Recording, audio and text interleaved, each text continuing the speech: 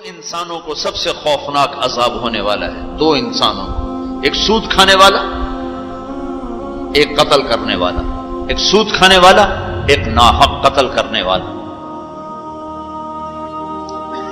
یہ میرے نبی کی امت ہے، کسی نے بتایا، کسی نے محنت نہیں کی۔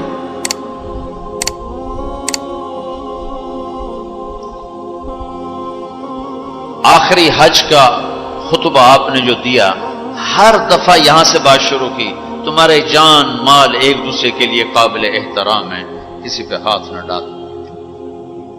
میرے نبی نے کبھی زبان سے کسی کو دکھ نہیں پہنچایا، کبھی زبان سے کسی کا نام لے کر اس کو رسوا نہیں کیا۔ زبان کی لگائی ہوئی آگ ہے جو آج سارے بھڑکتے ہوئے دیکھ رہے ہیں۔ تو بھائیو، محبت سے رہنا سیکھو، معاف کرنا، درگزر کرنا سیکھو، اپنے اللہ کے سامنے جھکنا سیکھو۔ جب قومیں زوال کا شکار ہوتی ہیں، کہتی ہیں یہ فلاں کی سازش ہے، جیسے آج کل کہتے ہیں مسلمان، امریکہ کی سازش ہے، جی اصل یہودیوں کی سازش ہے۔ یہ کراچی کے بینکوں میں جو سود پہ پیسہ پڑا ہوا ہے، یہ امریکہ کی سازش ہے، یہودیوں کی سازش ہے۔ جو رات کو شراب چلتی ہے اور مجرے ہوتے ہیں، یہ امریکہ کی سازش ہے، یہ یہودیوں کی سازش ہے۔ نوجوان اولاد ماں باپ کی نافرمان ہیں، یہ کسی دشمن کی سازش ہے۔ میں ایک جگہ تھا تو ایک لڑکی اپنی ماں کو کہہ رہی تھی بکواس مت کرو، ماں کو کہہ رہی تھی بکواس مت کرو، تو اس کی ماں کے آنسو ایسے گر رہے تھے۔ یہ امریکہ کی سازش ہے۔ اور میرے نبی نے سے پوچھا کہ یا رسول اللہ قیامت کب آئے گی؟ آپ نے فرمایا اللہ کو پتہ ہے کب آئے گی۔ کا کوئی نشانی کہ جب ماؤں کو ذلیل کیا جائے گا تو قیامت آ جائے گی۔ ہمارے زوال کے اسباب باہر سے نہیں ہیں، ہمارے اندر سے ہیں۔ کتنی بڑی لعنت ہے جھوٹ۔ آپ نے فرمایا جب کوئی جھوٹ بولتا ہے تو 3 میل تک اس کی بدبو سے فرشتے بھاگ جاتے، 3 میل تک فرشتے بھاگ جاتے۔ تو پھر پاکستان کا کون سا بازار ہے جس میں کوئی رحمت کا فرشتہ آئے گا؟ کہ ہر دکاندار جھوٹ بول رہا ہے، ہر بڑا چھوٹا تاجر جھوٹ بول رہا ہے، ہر سیاستدان جھوٹ بول رہا ہے۔ ہر سے مراد ہے 100 میں 99 نہیں، 1 لاکھ میں 99,999، کوئی 1 لاکھ میں شاید ایک کوئی سچا مل جائے۔ اور جس قوم میں جھوٹ اور ظلم اور خیانت پھیل جائے وہ قوم تباہ ہو جاتی۔ ان کو کسی دشمن کی ضرورت نہیں ہے، وہ اپنے دشمن خود ہیں۔ جسے نشہ کرنے والے کا کوئی دشمن نہیں، وہ اپنی ذات کا دشمن خود ہے۔ تو ہم اوروں کو الزام نہ دیں کہ یہودیوں نے سازش کر دی اور عیسائیوں نے کر دی اور امریکہ نے کر دی۔ ہم نے کچھ اسپین سے آخری ملک تھا یورپ کے سفر میں، اسپین، تو قدم قدم پہ میں رویا، قدم قدم پہ میں رویا کہ کس طرح مسلمان آپس کی لڑائی میں ختم ہو کے رہ گئے۔ کہ پاکستان اسپین میرے سامنے یوں آتے تھے، یوں آتے تھے ایسے۔ اسپین کی تاریخ، پاکستان کے حالات، اسپین کی تاریخ، پاکستان کے حالات، اسپین کے مسلمانوں کی آپس کی لڑائیاں، پاکستان کے حالات، آپس میں قتل و غارت، پھر پاکستان کے حالات۔ تو اللہ تعالیٰ نے اس طرح ان کو مٹا دیا اسپین سے کہ ایک کلمہ پڑھنے والا باقی نہ بچا۔ مسجد قرطبہ جیسا شاہکار بیچ اس کے گرجا بنا ہوا ہے، صلیبیں لٹکی ہوئی ہیں، بت پڑے ہوئے ہیں، نماز منع ہے، بورڈ لگا ہوا ہے۔ تو میں وہاں محراب کے قریب جا کے کھڑا ہو گیا اور تصور میں دیکھنے لگا کہ یہ وہ جگہ ہے تاریخ سے سبق نہ لینا بھی بڑا اندھیر پن ہے۔ یہ وہ جگہ ہے جہاں یحییٰ بن یحییٰ اندلسی کے درس ہوتے تھے، علامہ قرطبی کی تفسیر چلتی تھی، ابن عربی کے تصوف کے نکات کھولے جاتے تھے، ابن حزم کے فقہی مقالات سنائے جاتے تھے، بقی ابن مخلد جیسی شخصیات یہاں بیٹھ کے قال اللہ قال رسول کہتے۔ ننگی عورتیں پھر رہی ہیں نکریں پہنی ہوئی، وہ تو ایک ان کے لیے تفریح کی جگہ بنی۔ میں تو آنکھوں سے بھی رو رہا تھا اور دل سے بھی رو رہا تھا، اور زیادہ رونا اس پہ آ رہا تھا کہ اپنا ملک دیکھ رہا تھا کہ آج میرے ملک کے لوگوں کو ہوش نہیں ہے، وہ کیا کرنے۔ دین پہ نفرت، فرقہ واریت کی نفرت، سیاست کی نفرت، قوم کی نفرت، صوبوں کی نفرت، شہروں کی نفرت، زبان کی نفرت، کون کون سا زخم ہے جو اس جسم پہ نہیں لگا ہوا، اب کون کون سے زہریلے تیر ہیں جو اس پر نہیں چلائے گے۔ میں ایسے ہی کھڑا دیکھتا ہوں، پھر میں محراب کے پاس جا کے کھڑا ہو گیا، تو 700 سال پرانی قرآن کی آیات اب بھی اسی طرح لکھی ہوئی ہے۔ تو میں نے کہا یا اللہ، میں یہ نماز تو کوئی نہیں ہوگی، کسی کے نزدیک بھی ایسی نماز نہیں ہے، پر تو جانتا ہے کہ میں چاہتا ہوں میں اس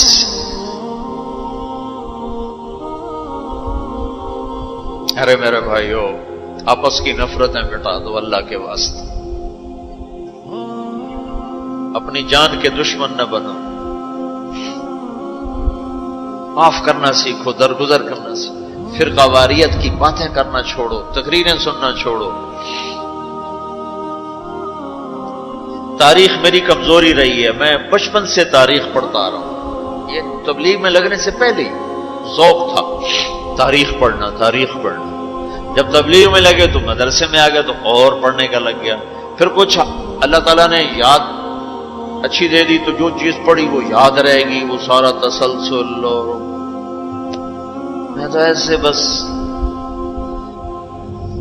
ڈوبتا ابھرتا رہا کہ یا اللہ، آج میں یہاں اس دھرتی پہ سجدہ نہیں کر سکتا جہاں 700 سال جن اینٹوں نے سجدے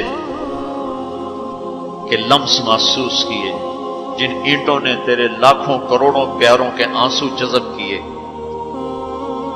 جن در و دیوار نے تیرے ہزاروں محبوب لوگوں کے واز و ارشاد سنے، جن کونوں میں تجھے یاد کرنے والے ہزاروں لاکھوں کروڑوں، انہیں روشن کرتے کرتے کرتے آج اسی زمین کے نیچے سوئے ہوئے ہیں۔ قرطبہ کے قبرستان پہ شہر بنا ہوا، نہ کسی بادشاہ کی قبر باقی اور نہ کسی بڑے کی نہ کسی چھوٹے کی۔ میں یہاں نماز پڑھتا ہوں، میری نماز قبول کر لے۔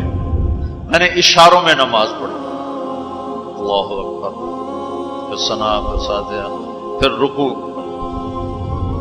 پھر سجدہ، اللہ اتنا کو کیا ہے، رکوع سجدہ اتنا کر کے، تاکہ کسی کو، چونکہ جو داڑھی والا اندر آتا نا تو اس کے پیچھے سیکورٹی لگ جاتی کہ کہیں کسی کونے میں چھپ کے نماز نہ پڑھ لے، تو ایک سیکورٹی والا ہمارے پیچھے پیچھے کر رہا تھا۔ چلو یا اللہ، میں بھی ان میں ہو جاؤں جنہوں نے اس مسجد میں نماز پڑھی تھی۔ اور میرا پاکستان اس دور سے گزر رہا ہے، نہ عوام کو ہوش ہے نہ خواص کو ہوش ہے کہ کیا ہو رہا ہے۔ شاید اللہ تعالیٰ کسی کی فریاد پر آنکھیں کھول دے کسی کی۔ تو بھائیو، محبت سیکھو، محبت سیکھو، درگزر سیکھو۔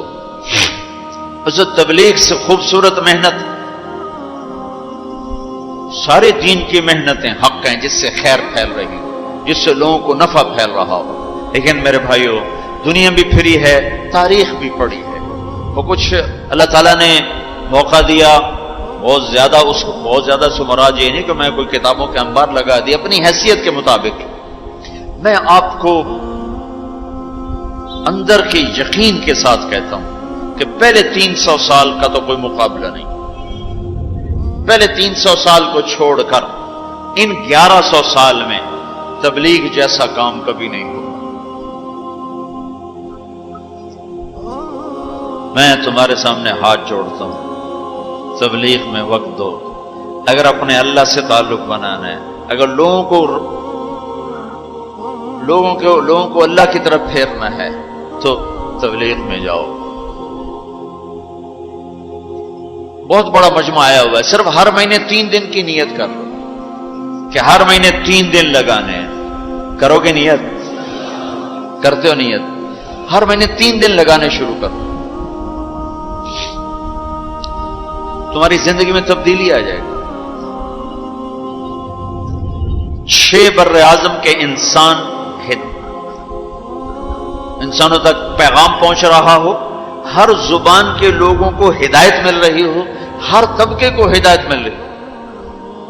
جب طوائفوں کی طرف ذہن گیا، پھر کہا خسروں کو بھی تو لینا چاہیے، وہ بھی تو نبی کی امت، ان کے پاس پہنچ گئے. تو ہمارے علاقے کا سب سے بڑا ڈانسر، اب اس کی داڑھی ہے، 5 وقت کا پہلی صف کا نمازی ہے. جب میری اس کی پہلی ملاقات ہوئی، میں نے کہا وہ کبھی نماز پڑھی؟ کہا جی کدی نہیں. کدی جمعہ پڑھے؟ جی کدی نہیں. عید پڑھی؟ جی کدی نہیں. میں کیوں؟ کہ جی یہ مولوی ساڑے نال نفرت کریں دن اور اساں بھی پرا رہ جانے ہیں، تو سب پیار کی ایسی آ گئے ہیں. اس کا چلا بھی لگ چکا ہے، داڑھی بھی رکھ لی ہے. ایک مجھے ملا ناچم یہی اس کے بال کٹوائے، سارا کچھ سٹ کیا.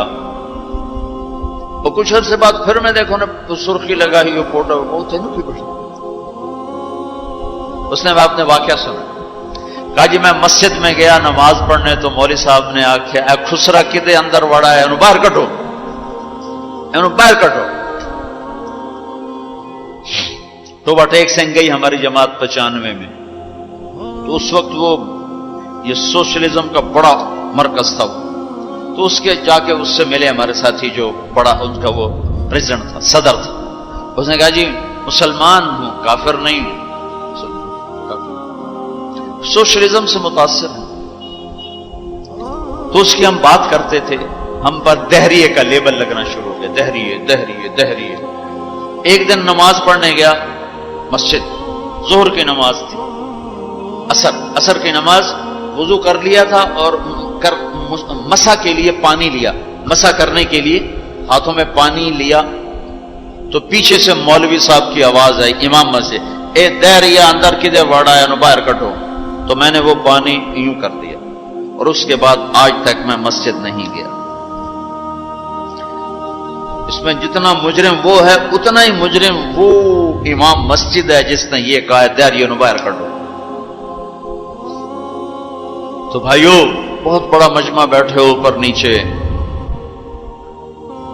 اور اکثر نوجوان نظر آ رہے ہو. محبت سیکھو، اللہ سے صلح کر لو، توبہ کرو. یہ جو لوگ چوریاں ڈاکے کر رہے ہیں، ان کے لیے بھی دعا کرو کہ اللہ ان کو بھی ہدایت دے. وہ اس حال میں مر گئے تو پتہ نہیں کون سی جہنم میں جائیں گے. تو نیت کرتے ہو سارے؟ ایک نیت میں اور کروایا کرتا ہوں کہ بھئی آج تک جو ہوا آئندہ توبہ، صلح کر کے اٹھیں، اللہ کی بارگاہ میں صلح کر کے اٹھیں. تو اس کی بھی نیت کرتے ہو؟ ابھی تمہارے آنے سے پہلے اسپین کے ایک ساتھی سے بات ہو رہی تھی، وہ جو میں آخر میں توبہ کرواتا ہوں. انہوں نے کہا جی آپ تو چلے گئے ہیں اور ہمیں مسلسل خبریں آ رہی ہیں، چونکہ وہاں پاکستانی بہت زیادہ شراب کا کام کرتے ہیں، ان کے ہوٹلز ہیں تو ہوٹل میں شراب چلتی ہے. انہوں نے کہا جی مسلسل ہمارے لوگ کہ اسی جی توبہ کیتی ہے، بھائی اسی شراب بیچنی بند کرتی، شراب بند کرتی. مختلف جگہوں سے خبریں آ رہی. کہا جی ہم نے وہاں توبہ کی، ہم نے سوچا تھا مکے جائیں گے، وہاں جا کے توبہ کریں گے، لیکن وہ تو ادھر ہی انہوں نے ہمیں توبہ کروا دی. تو بس یہ ہماری توبہ. تو ایک یہ کہوں گا کہ توبہ کر کے اٹھو، ٹھیک ہے؟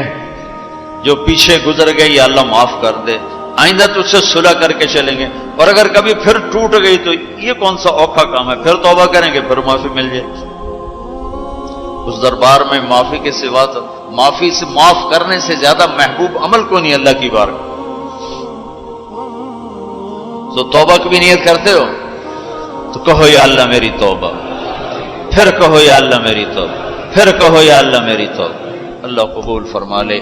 اب حج والوں سے کوئی موقع ملا تو کر لوں گا، ورنہ وہیں مکے چل کے بات کریں گے. لیکن آپ بھائیو، ہو سکتا ہے اس وقت کی بات یہی ہو جو اللہ نے کہلوائی، ضرورت اسی کی ہو. میں آپ سے گزارش کرتا ہوں محبت سیکھو، معاف کرنا سیکھو، ماں باپ کے آگے چپ رہنا سیکھو، بیوی کی کمی بیشی برداشت کرنا سیکھو، حتیٰ کہ اولاد کی کمی بیشی پر بھی ایک دم سیخ پانا ہو جاؤ، ہاتھ نہ اٹھاؤ، صبر کرو، حوصلے سے کام لو اور ان کو پیار محبت سے سمجھاؤ.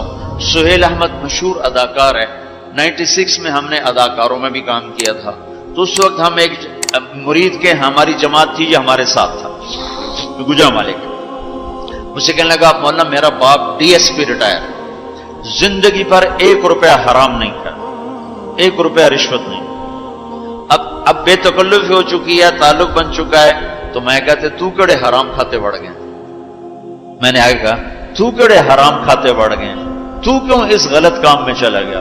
کہا جی بس کیا بتاؤں، 8ویں جماعت میں تھا، فلم دیکھنے چلا گیا، واپس آیا تو میرے باپ کو پتا چل گیا میں نے فلم دیکھی، تو اس نے پولیس والا بوٹ اٹھایا اور مار مار مار مار میرے سر سے خون نکال دی، تو میں نے دل میں کہا تو نے مجھے فلم سے روکا ہے، میں تمہیں اداکار بن کے دکھاؤں۔ کہا جی وہ شیطانی ضد پر آج یہ ہو رہا، تو اپنی اولاد کے ساتھ، استاد تو شاگرد کے ساتھ ہمارے یہاں سختی ہے، اسکول ٹیچر بھی، مدرسوں کے مدرسین بھی بہت شدت کا لہجہ، سختی کا لہجہ، کان پکڑوانے، مارنا پیٹنا، یہ انسانی طریقہ نہیں ہے۔ پہلا جھوٹ ماں باپ سکھاتے ہیں، اولاد پہ سختی کرتے ہیں، وہ جھوٹ بولنا شروع۔ میرے والد صاحب نے نماز سختی سے پڑھانا شروع کی، جب میں گھر میں ہوتا تھا، تو اب اللہ گواہ ہے اپنے گناہوں کا ذکر نہیں کرنا چاہیے، لیکن صحابہ بھی کیا کرتے تھے، جاہلیت کے قصے سناتے تھے اللہ کے نبی کو، اپنے باپ کے ڈر سے بغیر وضو پہ جا کے نمازیں پڑھیں۔ ایسی شدت نہ ہو کہ زبان چھوٹ گیا۔ 4تھی جماعت میں تھا میں، ہمارے استاد تھے ماسٹر شفیع صاحب رحمۃ اللہ علیہ، بڑے محنتی استاد، اس زمانے کے استاد ہوتے ہی محنتی تھے، لیکن مارتے بہت تھے۔ انہوں نے ہمیں حساب کا سوال لکھایا، سلیٹیں ہوتی تھی اس پر، اب میں کوئی 12ویں نمبر پہ بیٹھا ہوا تھا، اور جو جا رہا ہے آتا نہیں، ٹھو ٹھو ٹھو ٹھو، سوٹے بھی مکے بھی، میں کہہ رہا بھی مر گئے، مجھے بھی نہیں آتا تھا، اور میں انتظار کر رہا ہوں کہ یا اللہ میں اس سے نکلوں کیسے، سوال تو آتا نہیں، پکی گل ہے سوٹے ہی ہیں۔ اب میرا چھوٹا ذہن اور میں سوچ رہا ہوں کہ کیا چکر چلاؤں، کیا چکر چلاؤں۔ تو تھوڑا سا بیک گراؤنڈ یہ ہے کہ چونکہ ہمارا زمیندارہ ماحول تھا، تو استادوں کو گھر ہماری طرف سے گندم جاتی تھی، چاول جاتے تھے، گھی جاتا تھا، آٹا جاتا تھا، مکھن جاتا تھا، چینی جاتی تھی، مرچیں جاتی تھی، جو سیزن پہ تو وہ جاتی تھی۔ تو کوئی 2 مہینے پہلے میرے استاد جی نے کہا تھا کہ پتر مرچاں بھجوا دے، ابے نو آکھی مرچاں بھجوا دے، وہ میں بھول گیا کہنا بھول گیا۔ سب میں بیٹھا سوچ رہا ہوں یا اللہ جان کیسے بچاؤں، وہ 2 مہینے پرانی بات یاد آتی۔ جب میرے سے آگے 2 لڑکے رہ گئے، اس وقت یہ سارا پچھلا کمپیوٹر کھلا، تو میں اٹھ کے گیا، میں نے کہا استاد جی ابا جی پہ آندین کل مرچاں پہنچ جا سکتے، ابا جی پہ آندین کل مرچاں پہنچ جا سکتے۔ میں نے کہا شاباش میرا پتر تو بائے جا۔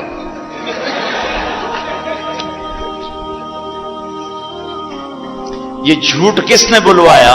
استاد نے، اس کے ڈنڈے نے، اس کی سختی نے۔ ماں باپ سے بھی کہتا ہوں، مدرسے کے علماء سے کہتا ہوں، اسکول کے ٹیچروں سے کہتا ہوں، محبت سیکھو، محبت سکھاؤ۔ اولاد سے کہتا ہوں ماں باپ کی محبت سیکھو، ان کی شدت کو برداشت کرنا سیکھو۔ بھائی سے کہتا ہوں بھائی کی برداشت کر، آپ بیٹھے ہو عورتیں نہیں ہیں تو آپ سے کہتا ہوں بیوی کی برداشت کرو، ماں کی برداشت کرو، بہنوں کی برداشت، جو بھی کوئی بلندیوں کے راستے ہیں وہ برداشت میں چھپے ہوئے۔ اور تبلیغ میں وقت دو، تبلیغ سے بڑھ کر سارے دین کے کام خیر کے ہیں جس سے لوگوں کو نفع ہو رہا ہے، لیکن جو سب سے اس وقت لوگوں کے لیے خیر بھلائی کا کام ہے وہ یہ تبلیغ کا ہے، اس میں ٹائم دیا کرو، آپ کو بہت نفع ہو۔